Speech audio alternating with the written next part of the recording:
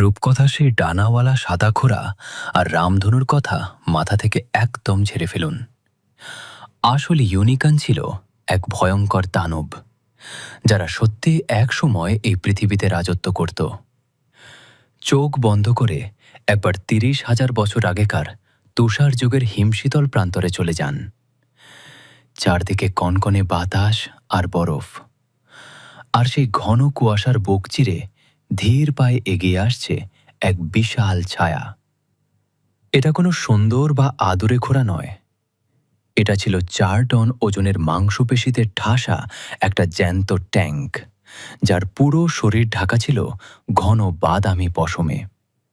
বিজ্ঞানীরা এর নাম দিয়েছেন ইলাস মোথেরিয়াম বা সাইবেরিয়ান ইউনিকর্ন।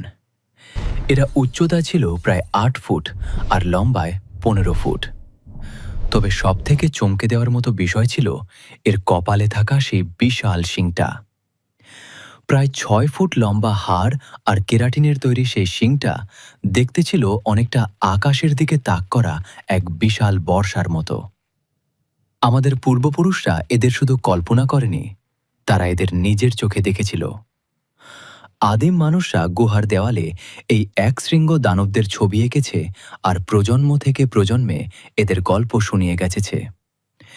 এরা কোনো জাদুকরী শান্ত প্রাণী ছিল না, এরা ছিল তুষার প্রান্তরের এক দুর্ধর্ষ রাজা। রূপকথার সেই গল্পগুলো সত্যি হলেও বাস্তবের ইউনিকর্ন ছিল কল্পনার চেয়েও অনেক বেশি ভয়ঙ্কর আর শক্তিশালী। প্রকৃতি আসলে আমাদের যে কোনো গল্পের চেয়েও অনেক বেশি রোমাঞ্চকর।